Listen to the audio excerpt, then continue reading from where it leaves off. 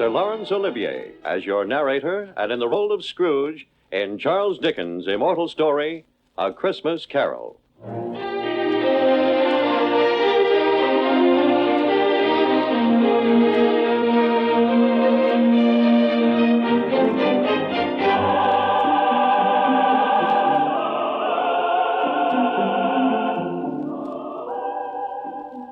This is Laurence Olivier. Over 100 years ago, in December 1843, Charles Dickens wrote this story. Since then, each year, countless millions have listened to or read what has become the world's most famous Christmas tale. The London from which I speak to you today differs in many ways, but in many other ways is much the same as the town Charles Dickens wrote about and loved so well. It still has its rain and fog, its sudden, sharp spells of bright, frosty weather, its warm, lovable people, and above all, its spirit. That spirit immortalized forever as a Dickens Christmas. Listen then, in a moment, to his tale, A Christmas Carol.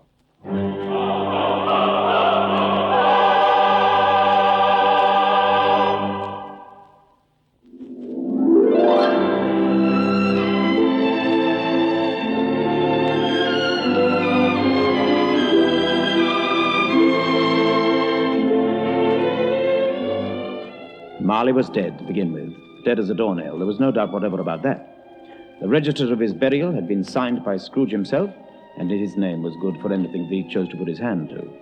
Old Marley was as dead as a doornail. But first let me tell you about Scrooge himself. Oh, but he was a tight-fisted hand at the grindstones, he was. A squeezing, wrenching, grasping, scraping, clutching, covetous old sinner. The cold within him froze his old features, nipped his pointed nose, shriveled his cheek, and stiffened his gait. He iced the office of his counting house in the hot days, and he certainly didn't thaw it 1 degree at Christmas. Merry Christmas, Uncle. God save you. Ah, humbug. Christmas a humbug, Uncle? You don't mean that, I'm sure. I do. Merry Christmas. What right have you to be merry? You're poor enough. Don't be angry, Uncle. Tomorrow is Christmas Day. Come and dine with us. I'll see you far enough. Good afternoon. But why not? We've never had any quarrel, to which I've been a party. Good afternoon. Well, you'll be very welcome. Merry Christmas, Uncle. Ah! Good afternoon.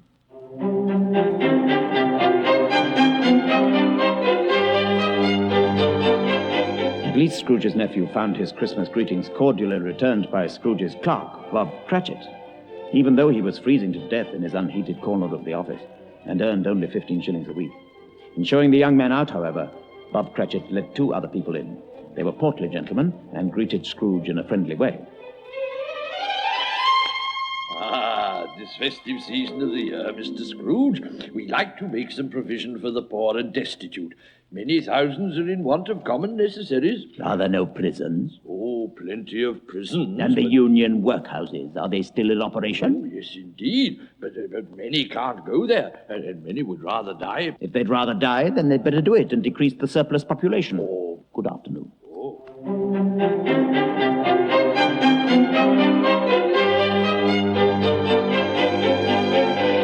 Well, that was the way that Scrooge felt on Christmas Eve. At length, the hour of shutting up his counting house arrived. With an ill will, he dismounted from his stool and tacitly admitted the fact to his clerk, Bob Cratchit. You want the day off tomorrow, I suppose. If quite convenient, It's sir. not convenient, and it is not fair. If I was to stop half a crown for it, you'd think yourself ill-used, I'll be bound. Well, it's only once a year, sir. Bah! Humbug! Scrooge went off to his melancholy dinner in his usual melancholy tavern, and having read all the newspapers, went home to his bed. His house was old and dreary, and nobody lived in it but Scrooge, the other rooms being all let out as offices. As he opened the door, he suddenly started, for the door knocker seemed to leer at him through the fog, and the face of the knocker had changed to the face of his one-time partner, Jacob Marley.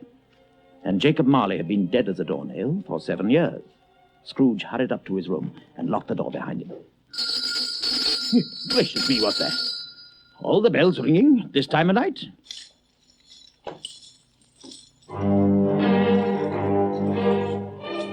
The clanking of heavy chains up the stairs, along the passage to the locked door of his room. A ghostly figure suddenly appearing through the door and standing there in front of him. No need to ask who it was. It was the ghost of Jacob Marley. Marley in his pigtail, usual waistcoat, tights and boots, clasping a chain about his middle, a chain made up of cash boxes, keys, padlocks, and heavy purses wrought in steel. But a Jacob Marley that was transparent. In life, I was your partner, Jacob Marley. You are fettered. What is that chain you bear? I wear the chain I forged in life. I made it link by link and yard by yard, and of my own free will I bore it. Would you know the weight and length of the chain you bear yourself? It was full as heavy and as long as this, 7 Christmas Eves ago, and you have labored on it ever since. Jacob, speak comfort to me, Jacob. I have none to give. I am here tonight to warn you that you have yet a chance and hope of escaping my fate, Ebenezer. You were always a good friend to me, Jacob. Thank you. You will be haunted by 3 spirits. Haunted? I think I'd rather not be, Jacob. Without their visits, you cannot hope to shun the path I tread. Expect the first one tomorrow when the bell tolls 1. Oh, couldn't I take them all at once and have it over, Jacob? Expect the second on the next night at the same hour. The third upon the next night when the last stroke of 12 has ceased to vibrate. Look to see me no more, and look that for your own sake you remember what has passed between us.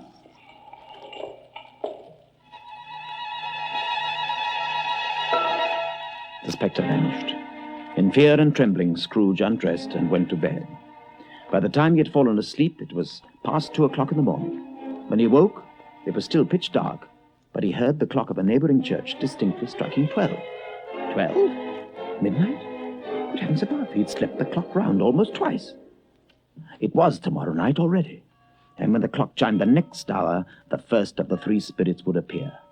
Scrooge lay there in his bed in the dark and waited, considering that he could no more go to sleep than go to heaven. Suddenly, the curtains of his bed were drawn aside, and Scrooge, starting up in his bed, found himself face to face with the unearthly visitor who drew them back. Are you this spirit, sir, whose coming was foretold to me? I am. Who and what are you? I am the ghost of Christmas past. Rise and come with me.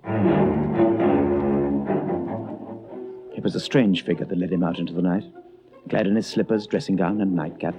A figure like a child, yet not so like a child as like an old man shrunk to the size of a child. It wore a tunic of the purest white and carried a branch of fresh green holly in his hand. But the strangest thing about it was that from the crown of its head there sprung a bright, clear jet of light, which was probably why it used, in its duller moments, a great extinguisher for a cap, which it carried the rest of the time under its arm. Why, I know this place. I was a boy here, and that house there, it's where I went to school. Strange that you have forgotten it for so long. The school is not quite deserted. A solitary child is still there, neglected by his friends. Is it me? It was you, but listen. Dear brother, I've come to bring you home for Christmas. Home? Yes, home for good and all. Home forever and ever. Father's so much kinder than he used to be that home's like heaven. Last night he said you might come home and sent me in a coach to bring you, and we're to have the merriest time in all the world. My little sister, she had a large heart. Poor little sister. She died a woman and had children, I believe. One child. True. He is your nephew.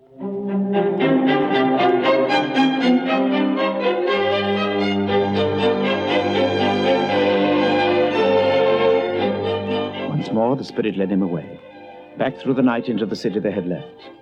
It was plain enough by the brightly lit shop windows that it was Christmas time again. They stopped before a warehouse door.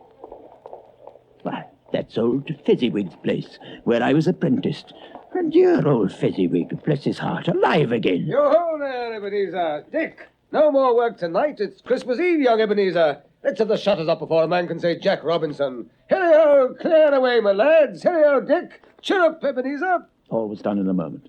Everything moved out of the way, the floor swept and watered, the lamps trimmed, fuel heaped on the fire, and the warehouse turned into as snug and warm a ballroom as you could desire to see on a winter's night.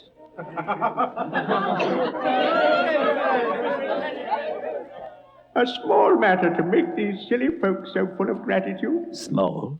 Why isn't it? He's only spent some £3 or £4 of your mortal money. Does that deserve such praise? It isn't that, Spirit. He had the power to make us happy or unhappy, to make our service a pleasure or a toil. Oh, dear. What's the matter? Nothing particular. I should just like to be able to say a word or two to my clerk just now, Bob Cratchit. Yes, remove me from this place. These are the shadows of things that have been. If they are what they are, don't blame me. Remove me. I cannot bear it. Take me back. Haunt me no longer.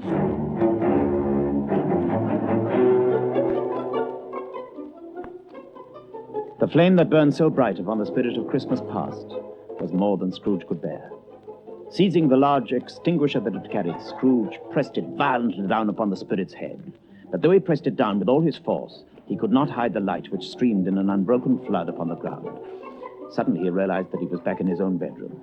He gave the extinguisher a final squeeze, reeled across to his bed, and sank into a heavy sleep.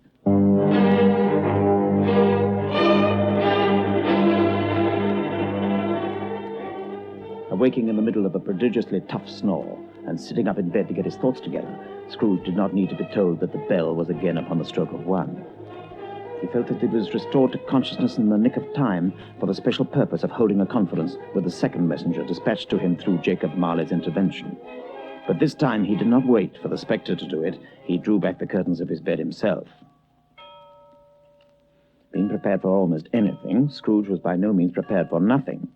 He lay there trembling in the dark until he noticed the light which shone beneath the door of his sitting room. He got up softly and shuffled in his slippers towards the chink.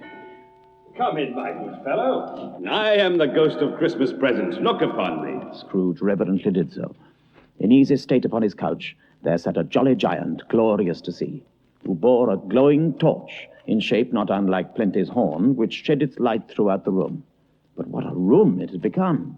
The walls hung with mistletoe and holly, a mighty blaze roaring up the chimney, and the floor heaped up with turkeys, geese, great joints of meat, mince pies, plum puddings, barrels of oysters, and seething bowls of punch. Spirit, conduct me where you will. I went forth last night on compulsion, and I learnt a lesson which is working now. Tonight, if you have aught to teach me, let me profit by it. Then touch my robe.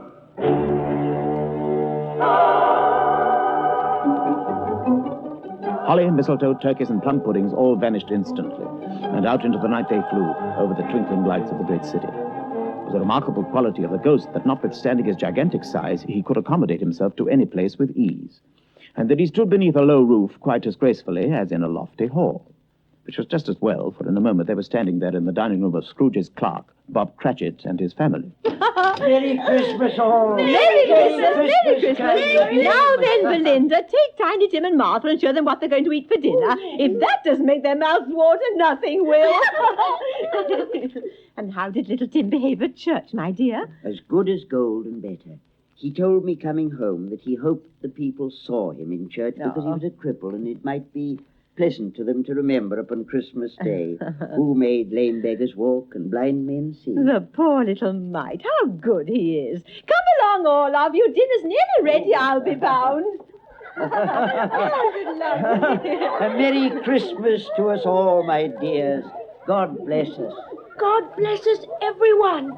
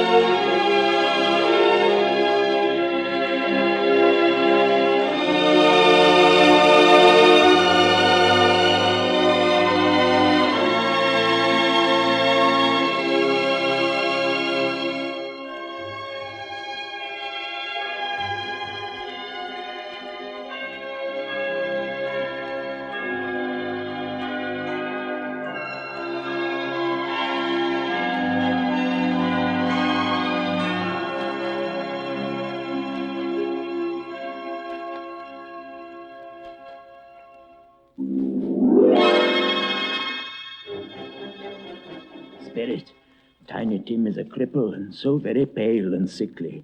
Tell me if he will live. I see a vacant seat in the chimney corner, and a crutch without an owner carefully preserved. If these shadows remain unaltered by the future, the child will die. No. Oh, no, kind spirit. Say he will be spared. Why should he be? If he dies, it will decrease the surplus population. Now then, one and all, I give you a toast. Mr. Scrooge, the founder of the feast. The founder of the feast, indeed. I wish I had him here. Oh, my dear, the children, and it's Christmas Day. Oh, well, for your sake and the day's, then, not for his. A Merry Christmas to him. He'll be very merry, I'll be bound. Oh, that's better, my dear. To Mr. Scrooge. Mr. Scrooge. I never knew that people could be so happy. But, Spirit, you're looking sad and old. Your hair has turned white. It is nearly midnight, when I shall die and become myself no more than a shadow. Who are those unhappy, frightened, cowering children there in rags behind you? Are they yours, Spirit? They are mankind. Their names are Ignorance and Want. Beware of them, for they are vicious. Have they no refuge or resource? Are there no prisons? Are there no workhouses? Oh. Farewell.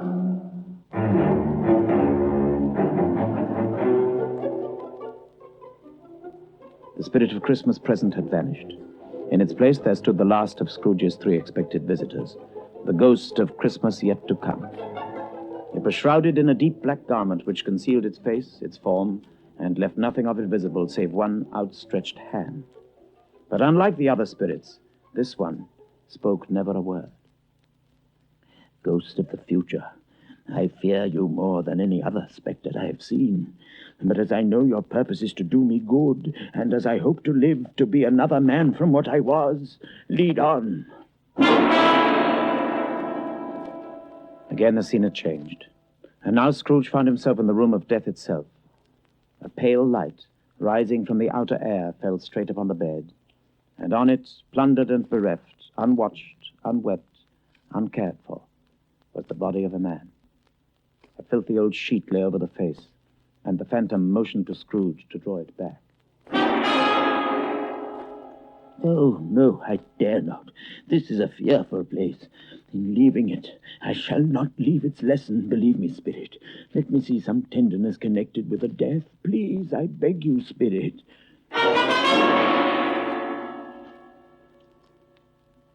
Poor little Tiny Tim. You went today again, Robert? Yes, my dear. I wish you could have gone. It would have done you good to see how green a place it is, but you'll see it often. I promised him that I would walk there on a Sunday. Poor Tiny Tim, my little child. Poor little Tiny Tim. If only I'd known, Spectre. Something tells me our parting moment is at hand. I know it, but I know not how. Tell me, what man was that whom we saw there lying dead? A gravestone? Before I read the name upon it, Spectre, answer me one question. Are these the shadows of the things that will be, or are they shadows of the things that may be only?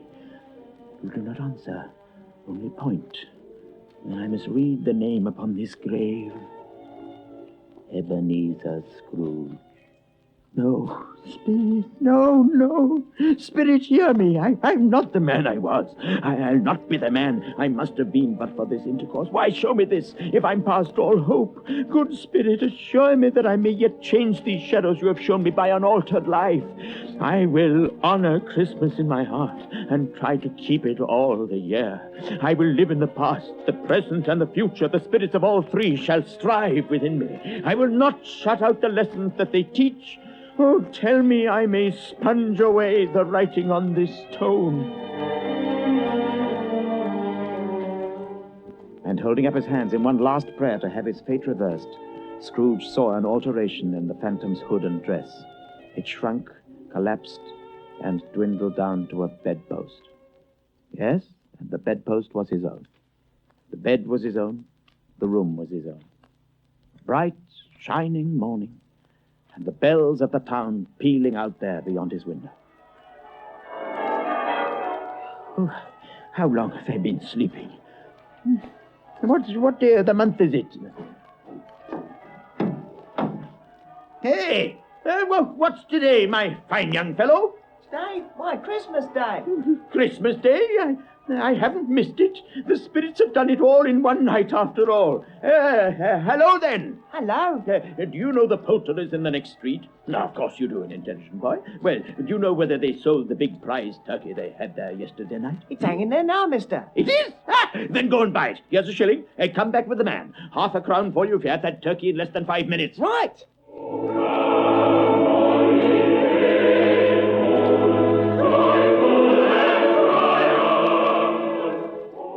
I'll send it to Bob Cratchit's, and he shan't know who sent it. It's twice the size of Tiny Tim. Too big for the boy to carry it there? Well, let him take a cab. Half a crown for the cabbie and another shilling for the boy and his trouble. What was the name of the man who came round asking for a subscription? Well, I'll soon find out. And £100 for the poor when I do. No. Better make it 100 guineas. Only anonymously. Gracious, look at the time, and I haven't yet shaved. I must hurry, or I'll be late for that wonderful dinner with Nephew Fred and his wife. I'll be round there in a twinkling, and won't they be surprised when I burst in shouting, "A Merry Christmas, everyone!" And won't Bob Cratchit be surprised tomorrow when I'm waiting for him there at the office and raise his wages on the spot? Oh, goodness, what have I done with my life till now? Was ever such a wonderful time of the year as Christmas?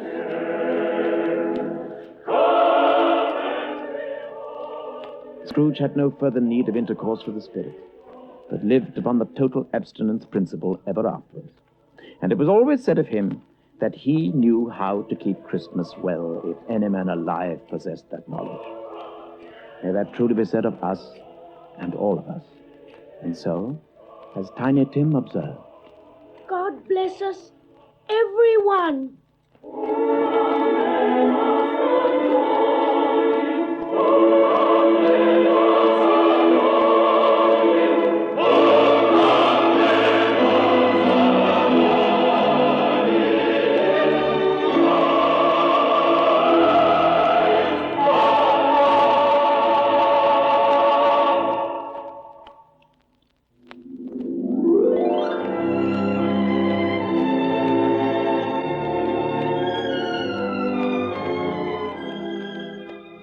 This is Laurence Olivier again, speaking to you from London on Christmas Eve.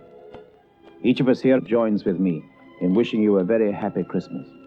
And in the words of Tiny Tim himself, God bless us, everyone.